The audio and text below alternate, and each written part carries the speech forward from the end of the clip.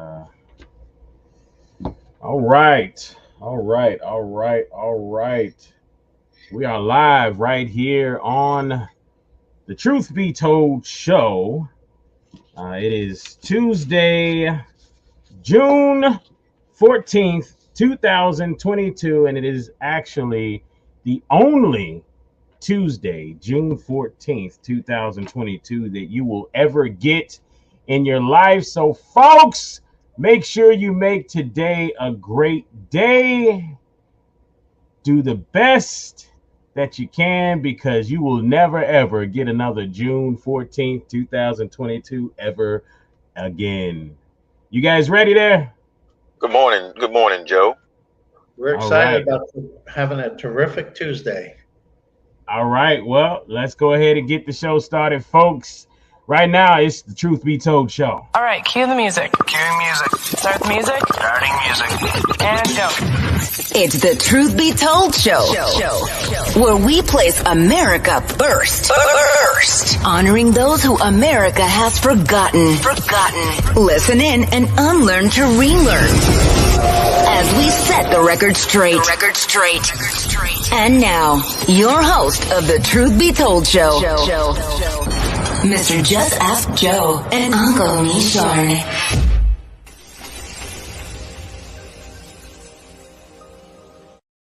Thank you, Truth Be Told, for allowing God's Lives Matter to be a sponsor. Wearable products, as the purple t-shirt, is bearing witness every life created by God has infinite value. Visit God'sLivesMatter.com.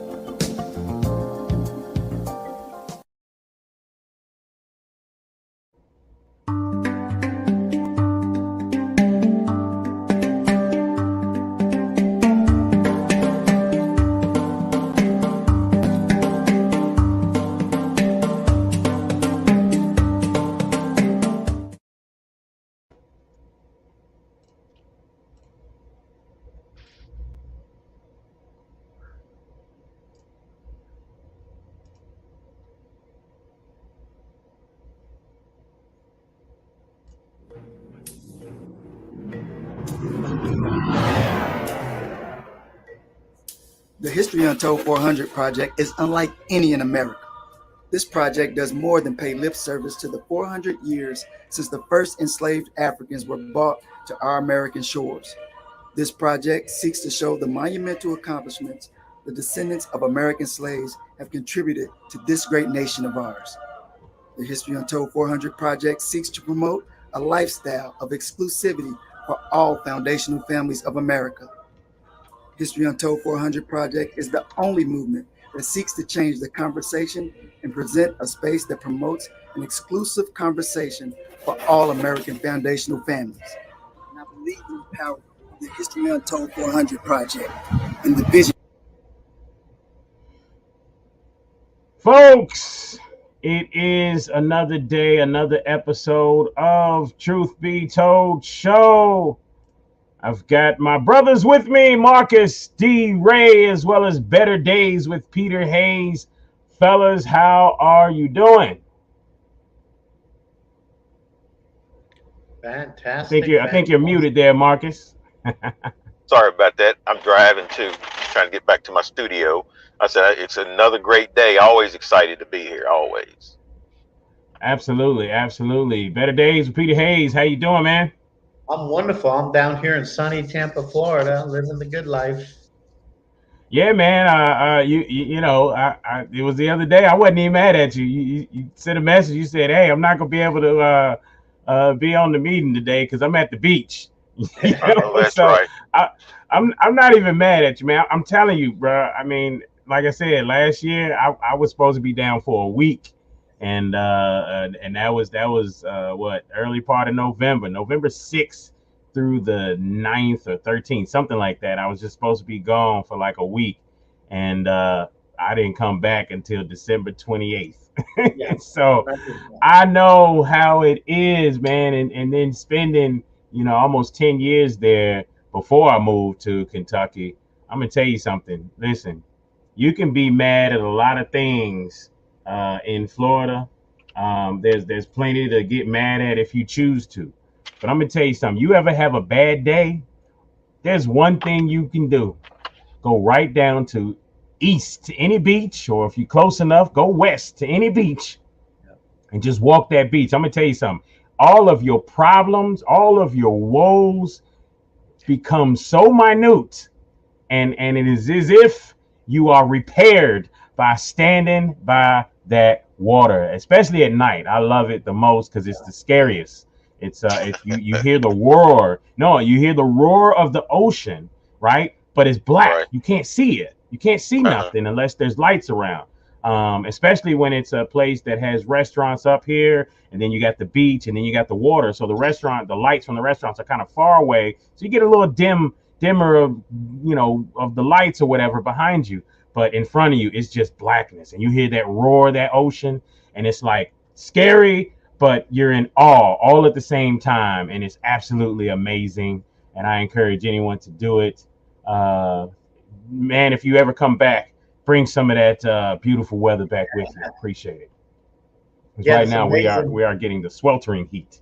Yeah, the other day where I was on the beach, yeah, like you said, you look out and 70% of the world's landmass is covered by ocean.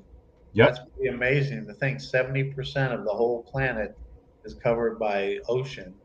And to think that we haven't even discovered all of it. We haven't been through all the canals and everything. You can't tell me that there's not some living things down there that we don't know about. I believe in mermaids and mermans. They're real. Man, so what's going on? We got national, international news. It seems as if this mass shooting thing is continuing. What do you guys think about it all? Somebody setting us up? Well, I do see that it's, I think last weekend was the first weekend that there wasn't a mass shooting. And as I look at some of the reports, they say we've had 220 already this year.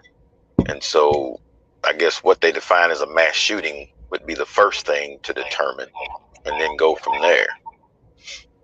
Would you guys, would you guys count, and Peter, I'm assuming you're still keeping up with local news here in Louisville. Would you guys count this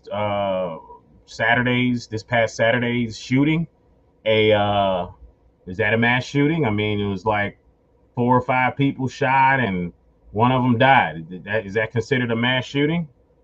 Well, typically they don't. I mean, typically, shucks, every weekend in many, many cities, you have multiple shootings. That mass shooting is usually someone goes into a public place, a mall or a school or a shopping. Or a park. I mean, isn't that considered a mass shooting? Because this last Saturday's shooting was at Waterfront Park. And it was, like I said, people, I seen people's posts where they were ducking and dodging because of the mass shooting. And, 5 people got shot and 1 dead, I think. So I'm considering that a mass shooting. It may have been. I was not aware of that. I've been down here. I don't usually watch a lot of local news when I'm in town anyway, so I usually hear secondhand stuff. Yeah, I would classify that based off of, the criteria. They're all in the same place, and they don't know how many shooters were involved, but there were at least 5 people injured. And then the side injuries that came from people stampeding, trying to get out of the way, that maybe weren't physically shot, but got hurt. Exactly. Well, here, I want to show you guys something. I want to show you guys how easy it is for someone to get a gun whenever they want. I'm going to show you guys just a small clip. Take a ride with Jack, a 13-year-old boy from Virginia who just got his braces off and usually spends Saturday morning playing basketball with his friends. But he's also a young actor, and today we hired him to help us make a point. We asked him to take a drive around town, with his mother, of course, since he's not nearly old enough to drive a car. We pass shops where he isn't old enough to work the register. Then we stop at the convenience store to see Jack try to buy beer. The cashier can't believe he even tried. Literally, he looks like he's 12. At the next store, Jack tries to buy cigarettes, with no luck. I'm so sorry I can't send you a cigarette. Later, He strikes out trying to buy Racy magazine. You have to be 18 or older. All right, okay, thank you. And then lottery tickets. Can I get a couple scratch-offs? How old are you? You got your ID? 13. You what? I'm 13. You can't get no scratch off, baby. Okay. All right, thank you. It's laughable to everyone here, the idea that we'd ever expose a 13-year-old to the dangers of a lottery ticket. But then we arrive here, at the gun show. It should shoot pretty good for you. I'll take it. Within minutes, the 13-year-old easily and legally bought a .22 caliber rifle from a private seller and walked away with it.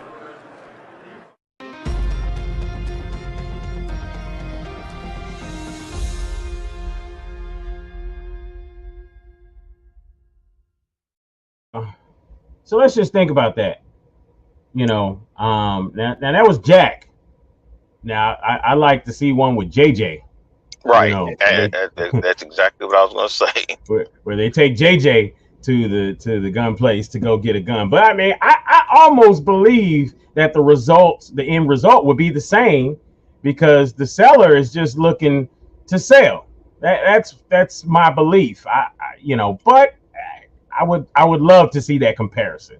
So I'm gonna check around and see if there's any of that comparison going on, because I would love to see that. But, well, you know what, Joe? In that same comparison, I have looked at the January 6th hearings, and you see how they compare what happened on January the 6th to what happened over the summer after George Floyd. And how they responded when Black Lives Matter went to Washington, and how when those patriots showed up in Washington. So the comparisons are everywhere you want to look. In that particular instance, maybe just about the gun, but those same comparisons happen every day all across this country, the judicial system, everywhere. And I agree with you, but at the same time, if we look at it, let's just do it from a math standpoint. We need all the variables to be exactly the same, right? So if you want to do true comparisons, all the variables need to be exactly the same, not the same type of person, that does the, but exactly the same. Meaning, I would need them to go back and do that same thing over and over with JJ, or Lil May, do that same thing over and over, go to the same places and try and hit the same dealer. That's what I would need in order to truly believe that the results would be different or the same, or to truly believe the results or comparisons, right? Well, so there's no in that instance, to get an identical study, that they're out there all the time. I'll bring you some. I can't get them right now, but those same studies exist where the situations were identical except for the color of the person's skin. And so I don't disagree with you that variables can interplay. I see it happening in the court all the time, because you don't know all the circumstances surrounding a person's situation, and so there can be variables that cause it to be a different outcome. But more glasses, times than not, no glasses. Is that you, Superman?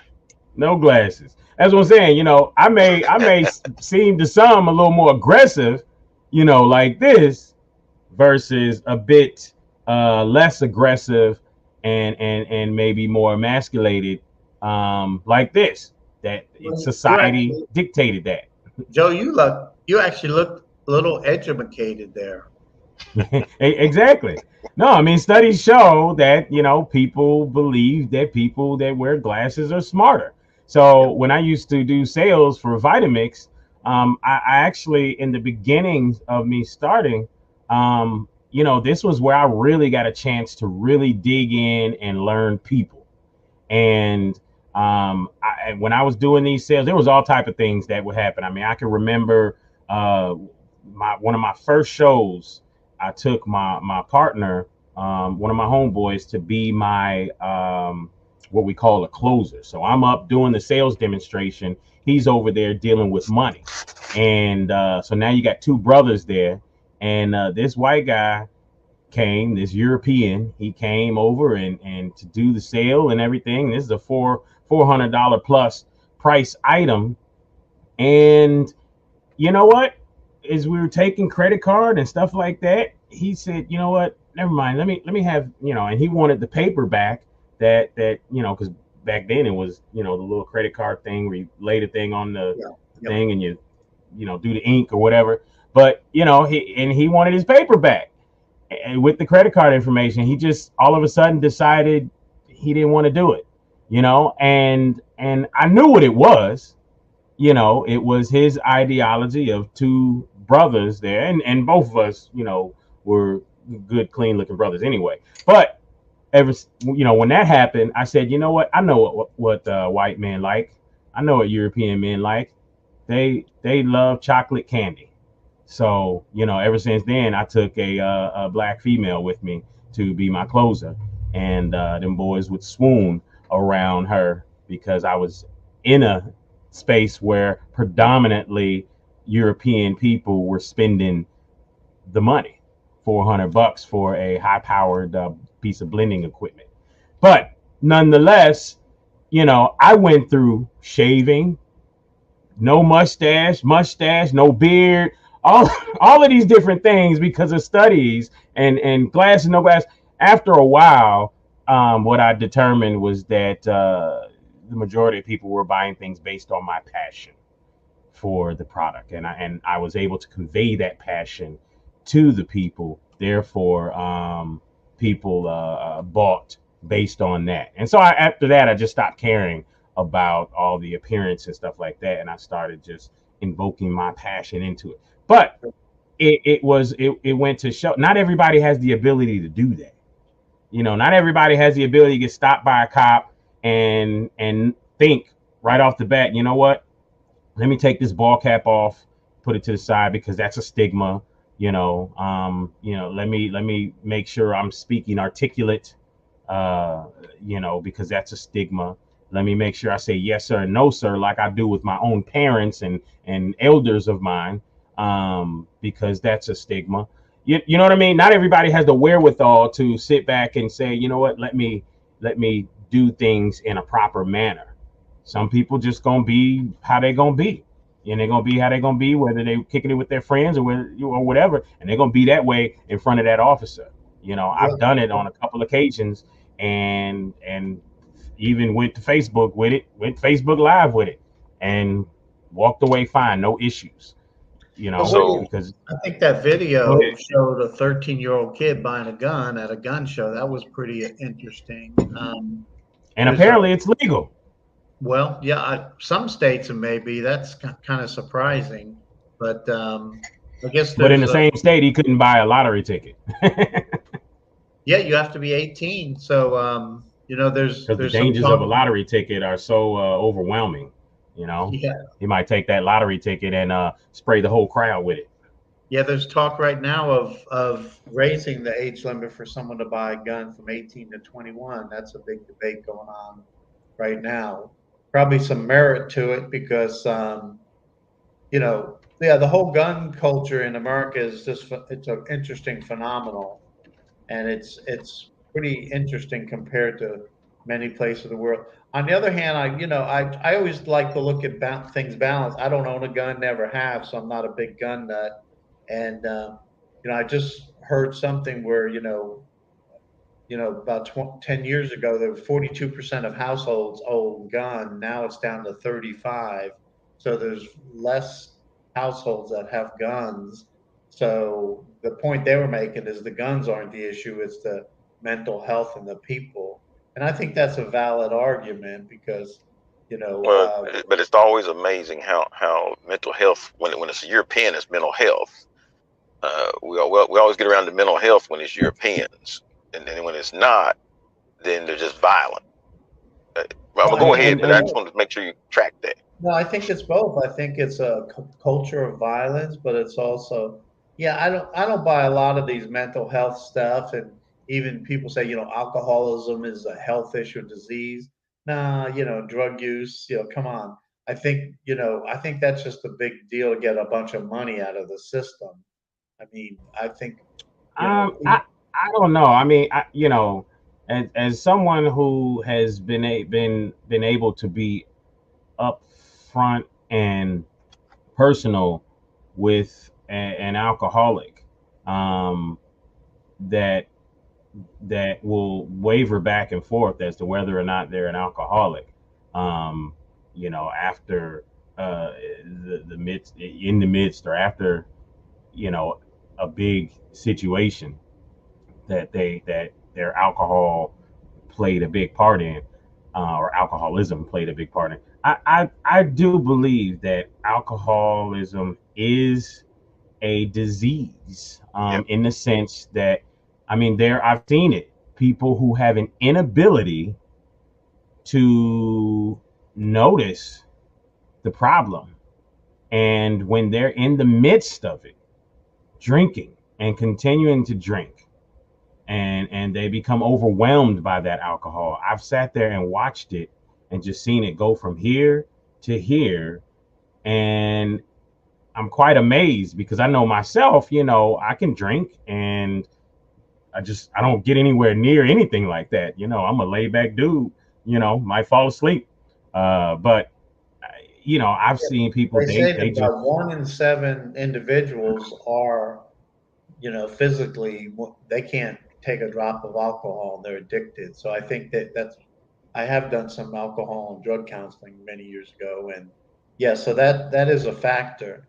But other people, it's a lifestyle. It's a combination, just like everything in life. Some of it is societal, some of it's personal will and overcoming, certain things. But when there's big money involved, it all becomes clinical, and people want to pour in tons of money. Oh yeah.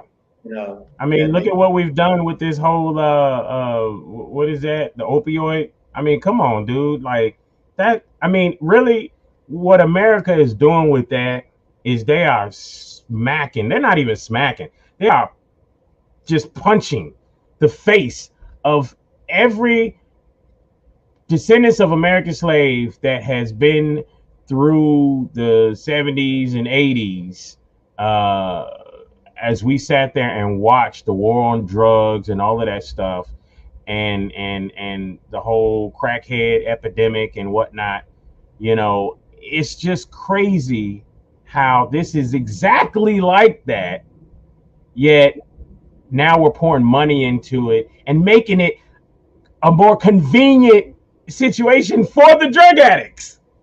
Well, Joe, they got dispensary machines, and I know, Marcus, what you're saying is there's that comparison right there. Yeah. There it is. It is. But dude, that is just wild and crazy, and I can't believe that I honestly, what that lets me know, number one, is that America is full of shit. It's a great country, but it's full of shit. And number two, it does let me know that the tactics to make American descendants of slaves more docile is working. Because as soon as that stuff started coming out the way it is, every last one of us should be up in arms, running the streets, mad, protesting, and everything, in order to let it be known that y'all are effed up for this one. Well, that's the way I feel. But see, Joe, that's the point in case, right? And I keep saying this, but remember when this country was started, they were at a conundrum, right? Because they said all men are created equal. At the same time, they wanted to hold another group of people in bondage, right? And so the propaganda machine that made that possible, it still exists today. And you just made point in case of it. I was making light of it earlier when I was talking about the January 6th commission and the reports that they're making now. But as I watch people respond, they're more upset about what happened after George Floyd. I'm talking about my European friends. They're more upset about what happened with George Floyd and the protests and all the things that happened there than a real threat on their democracy on January the 6th. And that propaganda machine is what makes that possible and keeps making it possible. Yeah. You're right. What do you think, Peter? Is it all propaganda that is influencing certain events and likenesses of things versus others? Yeah, I think it's all marketing, propaganda, everything in life. Each of us have a spin on things in our life, and yeah, so I think that's just a natural part of Tell us life. what white people think. About what? What topic? I mean, tell us what they think about this whole opioid thing versus the crack epidemic. Well, interesting. I went to the first national crack cocaine conference in New York City, put on by the New York City Police Department. That was in the early 80s, and that's really when it was, started to become a huge issue. And people say, well, the difference in sentences between crack cocaine and regular cocaine, and that there's a lot of truth to that. One thing people don't know and is the science behind it we talked about earlier. So for instance, crack cocaine, you take cocaine, street cocaine, which is usually about 20 or 30% real cocaine because it's broken down, and they cook it and it becomes 97, 98% pure cocaine. So it's much more addictive than powdered cocaine, excuse me. And that seems like a Hey, hold on. I just thought that was funny. You see powdered campaign, you're big and you know a lot about what's going on in the political realm in a lot of different spaces. So I hope you didn't just tell on some people. And what's interesting with crack cocaine that I learned is it hits the part of the brain, and same thing with regular cocaine, that affects the same stimulus as sexual stimulus. So what happens, it gets people really, really excited, just like they're having an orgasm, to be frank. And boom, the problem is once that cocaine, the crack wears off, they drop down and they feel depressed. So then they got to, another hit to get up to that high. And it's very, very addictive. Now, I used to be involved in, powdered cocaine and even sold it back in the 80s, 70s and 80s. And, very few people are going to get addicted to powdered cocaine. It's possible. I don't know if you saw the Aerosmith lead singer said he spent in his lifetime $6 million on cocaine. That sounds like he was addicted. Yeah. So he announced it. But the crack is so much more highly concentrated. You can take one, and they said you literally could take one hit of crack and be addicted, and then selling yourself a month later, selling yourself on the street. And I've experienced that with crack, and it doesn't necessarily mean it should be different sentences, but it is very interesting how these drugs, and now most of the drugs now are very highly addictive. Just like technology keeps on proving better, well, the whole drugs are becoming much more addictive. This fentanyl is a killer, and and they're mixing that with everything, with heroin, with meth, and that same part of the brain that is heightened by drugs and sex is the same as with sugar. So let that be known just the same, because again, these things that are addictive out there, it is a certain part of the brain. So I tell you what, we're going to go to commercial break, but when we come back, we want to make sure that we talk a little bit. I don't know if you guys want to talk about the Father's Day walk or march. You know anything about it, Peter? Oh yeah, I'm one of the main organizers. Okay, great. So when we come back, we'll go to commercials, and when we come back, we'll talk a little bit about that, and see what we can do to get that out there about this Father's Day walk and march. All right, it's the Truth Be Told show. We'll be right back, folks.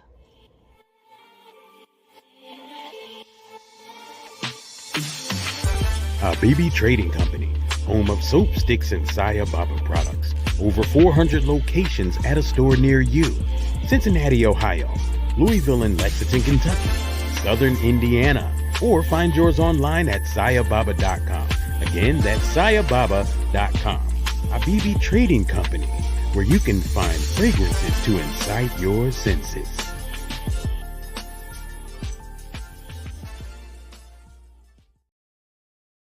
folks, check out healthdaddywow.net. 100% plant-based herbs and supplements. Whether you're in person or online, use the word tipping for 10% off. Remember, feel better, look great, healthdaddywow.net. Remember, healthdaddywow.net.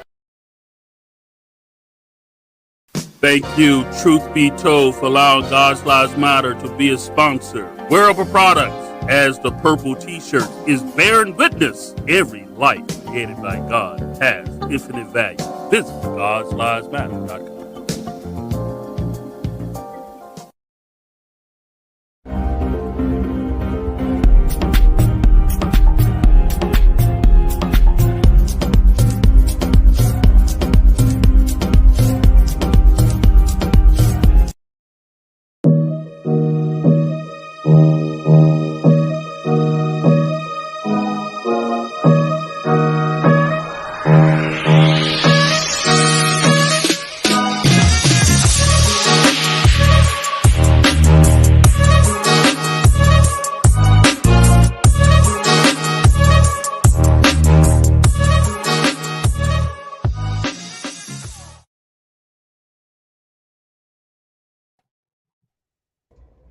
All right, folks, we are back.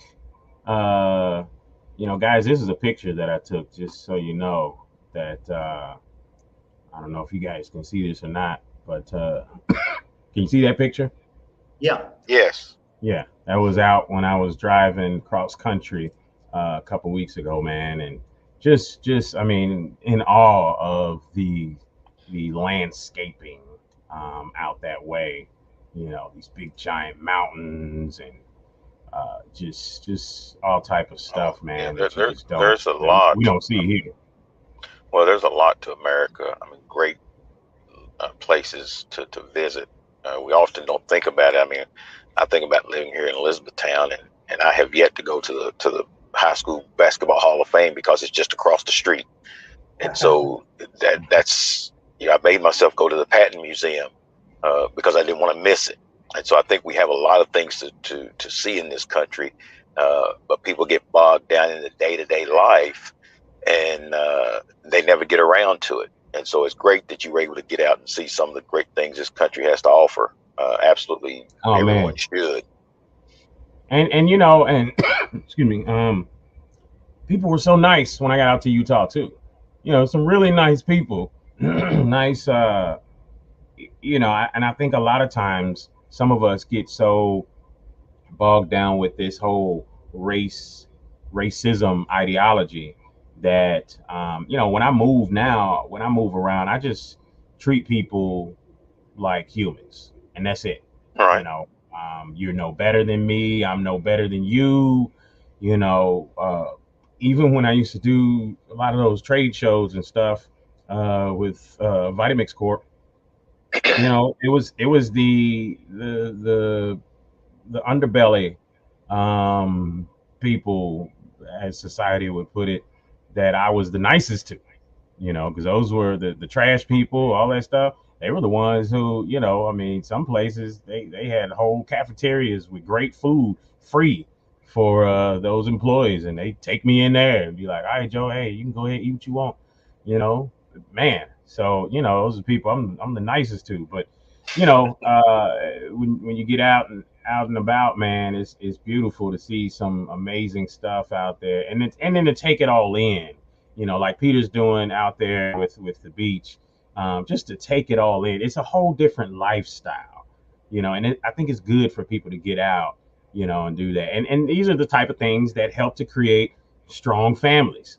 The family gets to go out together and travel, see other things, see other cultures, right, other ways of being and such like that. I think it's important. So as we talk about strong families, strong fathers, strong men, this is the month of Father's Day, right? So I think Father's Day and maybe a father's birthday is like the only day that's for men. Throughout 365 days, we get two. And I don't care what nobody says. I see it. Men, we are stepped on more so than any other being, even sometimes our own families. And it's not even done intentionally, but we're the ones who will give up our everything to make sure that everyone else is straight. And I don't think people really, I don't think even in our family sometimes do they really pay attention to that.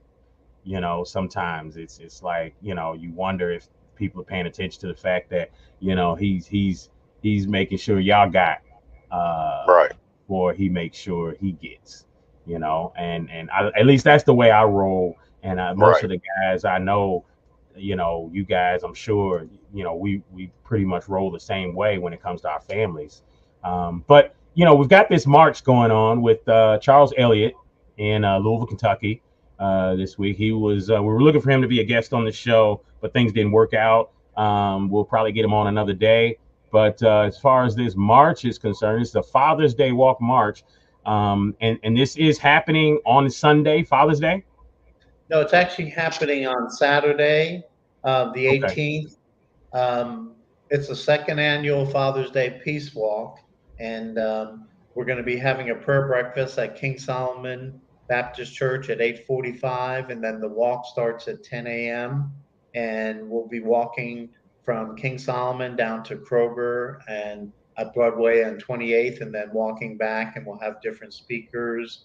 We're excited. We got a lot of different churches, community groups, the unions are involved. We're kind of building up a coalition, and hopefully each year this will get bigger and bigger. And it's honoring fathers and fatherhood, but also we're addressing, obviously Louisville has been, really rocked by, every year it gets more and more homicides. So, and, most of us, this is something interesting on the left and right. Most of us understand that the fatherless home is a big, big problem, because these young men, especially, most of the shootings are young men, even doesn't matter any ethnicity. It's young men who don't have strong fathers, in their lives. It's not, obviously it's, there's outliers, but if you have strong fathers and families that are raising young men to be male, young boys to be males, you're pretty good off. Guys can get off track and, hang out with the wrong people, but the importance of having a strong father is really, really important. So we definitely want to lift up fatherhood, and, it's a responsibility, just like we said, it's a responsibility to be a father. You can shirk that responsibility, and, we see more and more of that in society, but, there's pros and cons of being a father, and there's, or being a husband, right? If you're going to be monogamous, you have to give up on, chasing after other women. So there's choices we have to make in life. And, hopefully as a society, we become more and more mature, but the trends are not good, because last 60 years, we've seen, as we've talked about on Truth Be Told, we've seen a real sharp increase in children born out of wedlock. And it's up to about 41% now across the board. And, interesting, that has led to a lot of social problems. And but you said the key word there, Peter, mature. I think there is a maturity issue.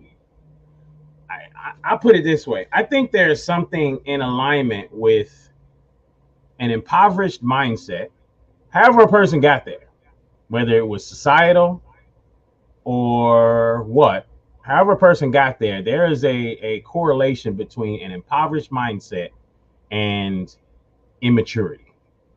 It absolutely is. And I think that's a big part of the problem. I think technology plays a part in that level of immaturity, because people don't have to do as much to do things on a daily basis. I mean, people take food for granted, so they eat garbage. Why? Because of a microwave. We take food for granted because you can just go and buy something and put it in the microwave, heat it up, and now that thing inside of your head, that addiction, is now satisfied, right? So, you know, I think that the more technologically inclined we become as a society, the more dumbed down people become, and ultimately that correlates to a certain level of immaturity. You know, the immature, the impoverished mindset sits and speaks about things in the world without any knowledge to back it up, as if it's truth. You know, oh yeah, I heard, I bet you that so and so celebrity did this and that, and I bet you this was the reason why. I bet you, but you don't know. You have no clue as to why that is. No facts to back it up, but the immature, impoverished mindset is so immature that they will sit there and speak on something without any knowledge of whether or not they any knowledge to back that up. So, you know, but I don't understand how that. I don't understand how those things make you immature, or that impoverished mindset. I don't know that those two things correlate, because there's some very mature people that are impoverished because of their circumstances that they haven't been able to change. And so I don't know that I could technically link an impoverishment to somebody's maturity level. And I know there's a laziness that comes along with that too as well. And anyone has the ability to change their mindset if they just change their circumstances if they make a couple changes. You know, I've had people say, well, I can't make, I'm not able to read, those books to help study this, that. Yes, you are. Get up earlier, go to bed later. You know what I mean? But that's a different thing than being impoverished, right? And so what I think, at least what I hear you saying, is that if you're being impoverished and then there's an impoverished mindset, right? Wouldn't those be two different things? Being impoverished and then having an impoverished mindset? Well, I think an impoverished mindset, meaning that I can't do any better than I am, so therefore I don't try. Yeah. But to tie that to a person's but to tie that to a person's maturity is I just don't think they go together. I can be mature and have a family and have a strong family and be content that I'm never going to be more than I am, because I'm not, and therefore I'm not going to try, but I take care of my children with what means I have available. Okay. And so I it's just hard for me to make that leap. I was thinking about something that Charles Kettering said, and he said every father should remember one day his son will follow his example, not his advice. Mm. And as we talk about this Father Day's walk and hopefully what the purpose of it is to help fathers understand that our sons are always watching, whether we think they are or not, whether we're in the home with them or not. They are watching, not what we say, but what we do. And so as I think about what he said and thinking about this walk that Peter's going, I'm hoping that somewhere in there, in the course of this, that we say to fathers that our children are watching us, and then when we give them advice, they may not follow it because that's not what we did. Yeah. That's very true. Yeah, one thing we did last year, we haven't scheduled it this year, but after just the walk, there's a lot of people concerned about the violence. We actually had a job fair. We brought in some unions, some government agencies to provide some of these young men who are, wanting to improve their life, and even if they had felonies or difficulties, and we were able to get a couple dozen young men jobs. And the unions have incredible opportunities. They'll take someone and train them, and they're making $18, $20 an hour as they get trained. And once they become an apprenticeship, these young men and women, actually, we have both men and women, they can make $25, $30, $35, $40 an hour pretty quickly. And the unions train them for free, and they get paid while they're training. So there's a great opportunity, but they got to want it too. They have to want, to do better. And you're talking about certain type of trades, like man, just slipped my mind. I was about to say my brother did it at one point. You know, he's somebody who, you know, been in and out of jail. But what is electricians, plumbers, welders, masonry, welders, especially welders make really good money. You know, but yeah, this is actual work. Electricians, plumbers, welders, masonaries. You know, this is actual physical work, and like you said, a person has to want it, and you can take that trade. And believe me, you know, those guys, plenty of people walk up to them while they're working on a union job and say, hey, I need this done at my house. Can you help me out? And, you know, plenty of them take side jobs because of that. And those people that have those trades, I'm telling you, you know, you can never be broke, because there's always some fixing on something that needs to be done. Even if we go to where everybody has a spaceship and they're flying around, well, you're going to need some welders to come weld that whole back together. You know, you're going to need some masonaries to help build the spaceship garage that they're going to need, you know. So believe me, there's some trades out there that you never going to go broke. Them spaceships still need air conditioning units in it. So the mechanics, you know, learning that trade, you're just going to learn how to have to, you know, I went from being an engineer for Bell South, climbing telephone poles and stuff like that, to, you know, provisioning for internet services and via, you know, voice over IP lines and stuff like that as technology, you know, changed. And I wish I had have continued in that genre, because it you know, it would have just went even further and further into this technological space. But again, you know, like you said, man, these trades are important. And I think that's something that's important, you know, for people to kind of get back into and pass down to their kids, man, is the idea of trades. I mean, sure, there's plenty of us out here that's going to be doing computers and working online and stuff like that. But for those people that don't have that wherewithal, then I think we should definitely be looking back at trades and stuff. Now we'll run a commercial real quick. We'll come back and do some wrap up here. But you know, Ali Majoub says father's advice is so important to children because the advice usually is backed up by truth and personal experiences. And yeah, you know, your parents are the first people whose truth you typically believe, right? You know, and so if, you know, your parents become BS, then the kids will find out later as they get older. But ultimately, you know, that advice from father to children is so important, man. And no one should ever tamper with the idea of a father giving his children advice.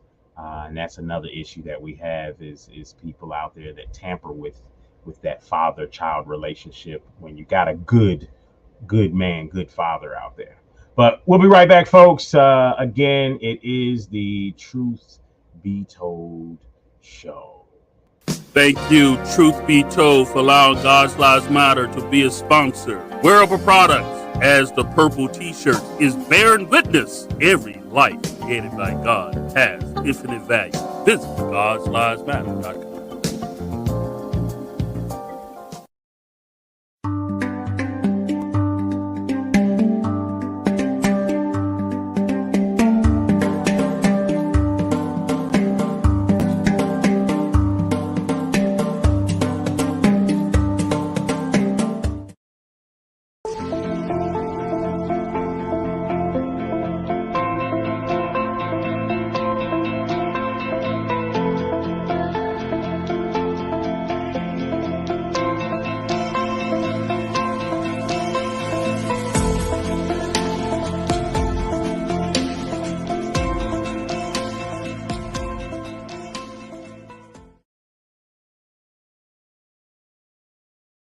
All right, cue the music. Cueing music. Start the music. Starting music. And go.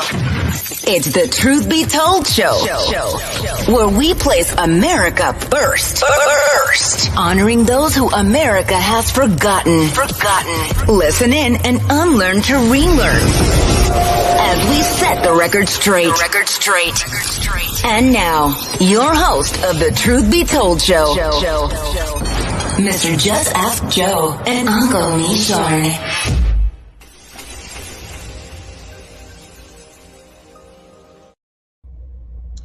All right, folks, we're back to the Truth Be Told Show. Uncle Mishorn is on sabbatical right about now, taking a bit of a break. He has some things he needs to tend to, so we unfortunately won't get a chance to speak with him for a bit on the show. But hey, you still got Mr. Just Ask Joe, Better Days of Peter Hayes, and Marcus D. Ray, all part of the show, whether they're behind the scenes, in front of the scenes, or whether they're creating the scenes. Then these are all brothers of the Truth Be Told show. So as we wrap up, guys, then, let's just kind of think. Again, strong men, strong families, strong fathers. Peter, you put some numbers out earlier. Over 41% children born out of wedlock. It's hard for me because I know that within that number, as you take that 41% number and you break it down, over 70% is the melanated community of children born out of wedlock. So if this were a team, if America were a team and we were competing against other countries, the idea, if we wanted that over 41% to be lower, well, hell, you get rid of these people over here, and you ain't got to worry about that number being so high. I mean, go ahead, Marcus. Yeah. Well, no, I just thought about in your brain. Well, the reason I smiled is because I think about places like China and India, where you have to get permission to have children. And so, while the flip side of that, there's more out there than just we're running amok having children. So it kind of, in comparison to the rest of the world, I go back to all factors or environmental factors being the same, then you can make that comparison to the rest of the world. And I just smiled when you said that. It's 17%. Over 17% in America is the Asian community. Out of that 41%, 17% the Asian community, 35% is the Caucasian community, because the Europeans they want to be black so bad. And over 70% is the melanated community. So I agree maybe with that. maybe the Asian community is still waiting to have permission. It's trauma. So they're still waiting to have permission. That's why their numbers are so low, having kids out of wedlock, right? Well, I think it gets back to the family. It's a family culture, and exactly, family culture and societal culture. Your partner on the tipping point, John Wah, has brought up a couple points, is that America is very highly saying it like you were Asian. John Wah. When I first heard his name, I thought he was an Asian guy, but he said, America is very, very highly sexualized, and he, mentioned the African American community is very, very highly sexualized community, more so than any other community. I remember he asked me that on the one show, and I think that has a lot to do about it, because from the videos to the TV shows, especially nowadays, that are surrounding our community, it's all hyper sexualized. P-Valley is one show. Oh my God, it's a show about strip clubs and strippers. I've never seen that. Hyper-sexualized. All of the look at all of the reality, shows. Something. What do you call it? Something love and hip hop, and then something Atlanta. And you look at all the ones that are in the melanated community, it's always just drama and fighting and sex. Whereas you go and look at some of the European community reality shows, similar, it's not like that, And I know from being in the TV industry and knowing different people, I remember I met the guy who I met a nephew to the Anna Nicole Smith dude here in Louisville. There was the camera guy who ended up, having a baby with Anna Nicole Smith. Well, his like little cousin, nephew or something used to work for me. And he told me, he said, Joe, they would tell us like they were trying to get them to bring out drama. So you know what I mean? And that was exactly, they're telling them to, tell them how you really feel and, just act this way and stuff like that. So I know that on those shows, they do the same thing and they want that same stuff. And those people go out there and they go and they run amok and they don't care about how they look to the rest of society. They care about that money that they're getting. They care about the ability to go from this show and create a brand for themselves and now keep that money rolling. So what does that we do? sell ourselves out for the mighty dollar, and it's been that way since rap. How much does that influence people because they see it in popular culture, think, well, act a fool and crazy like that is acceptable, and right. And I think when we talk about it, and first we understand that marketing is propaganda. That's just a cleaned up name for it. Propaganda has a negative connotation, so they kind of changed it from propaganda to marketing. When you think of propaganda, you think of Hitler and the propaganda he put out. But in fact, it's all propaganda. And so when I don't look at that type of stuff, so I couldn't even tell you the names of them. And I didn't let my children watch it growing up. And once they got to be adults, I couldn't keep them from doing that. But while they were younger, those things didn't come on in my house. And I couldn't tell you the names of them, except I heard Joe say some of them like that. And so, and my point to all that is that one of the things that Sigmund Freud said is that I cannot think of any need in childhood as strong as the need for a father's protection. And we keep talking about the family and the importance of family and the father being the protector. And sometimes because people don't get along and they separate, but that doesn't mean that you can't still be the father and you still can't be that protector.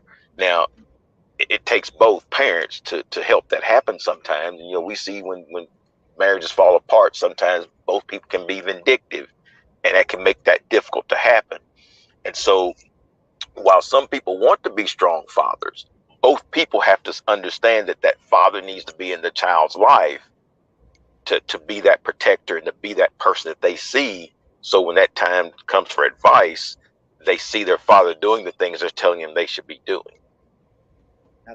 Absolutely. So, as we wrap up thinking about Father's Day and such like that, the one thing that I can say is for me, and here's the thing, everybody has this idea of how a person's supposed to feel and such like that, especially, women, from 1 second, you don't show any emotions. You don't want me to show any emotions, and then when you do show emotions, why are you being so emotional? You know what I mean? I mean, it's just a catch-22, in a lot of cases. And, I think people just need to understand, look, man, if we take all of these layers of separation away, we're all just human. I'm just human. And I'm literally out here trying to just be a good guy. I'm trying to handle my responsibilities. I'm trying to do the different things I'm trying to do. I'm not out here trying to run around, run amok, and do anything stupid or silly. I'm literally trying to just be a good dude and do some good stuff. So people need to understand we're all just human, and that's it. Start there as humans. And one of the most important humans is a father. And if you don't believe me, we'll just look throughout history and see how the father has been taken away. Why would a society focus so much on pulling this man out of the house? It's because he's so important. Yeah, Marcus made a good point. One of the role of a father is protector, and especially, maybe it would be a good show talk the difference between a father-son relationship and father-daughter. Traditionally, especially father-daughter, the husband and the father are supposed to protect the wife and the daughter from predators, and we know there's a lot of male predators out here, and these young girls. Interesting statistic that the average teenage pregnancy, the guy is 6 years older than the girl. So what does that mean? She's really looking for that fatherly love, and these predators, sexual predators, players, they know that, so they play upon that. They take young girls. And I don't even think that most guys actually know that. I think that they're just doing what they do. They're being how they are. I don't think they literally are sitting there saying, oh, well, I know that these girls want a daddy. I'm gonna go out here and I'm gonna be her daddy in a different way. No, I don't think nobody's saying that, but there is an understanding, I think, from older guys in some cases that they have the ability to have a certain amount of control over a woman, maybe. So there's some guys out there that look for that, the ability to control, maybe. So, I think a father, we praise our daughter, we protect her, and if a young female is in a fatherless home and the mom is always trashing her dad, she what girls need that fatherly love, so they're gonna look for it somewhere. And it's a lot of cases these girls are growing up with a lack of respect for men. Yeah. And you hear it all. Well, I don't need a man. Yeah. Here's something funny I heard the other day. You heard a bunch of women, well, I don't need a man. I've never heard a guy say, I don't need a woman. Yeah. Yeah. You ain't never. Yeah. Where's that song at? I can pay my own bills. I can lift up 500 pounds myself. I don't need you, girl. Maybe, I don't know. Maybe we'll start that song. Hey, but either way, folks, hey, it's been a great show. It's another episode of the Truth Be Told show. We are running out of time. We're stepping out today, folks. Listen, make it a great day. Again, it's Tuesday, June 14th. Father's Day is this Sunday. Go out, and be great to a father. All right. So y'all have a good one, brothers. Appreciate you coming on, and we'll catch you next week. We're out. Peace. All right, cue the music. Cue music. Start the music. Starting music. And go. It's the Truth Be Told show, where we place America first. Honoring those who America has forgotten. Listen in and unlearn to relearn. As we set the record straight. And now, your host of the Truth Be Told show, Mr. Just Ask Joe and Uncle Nishorn.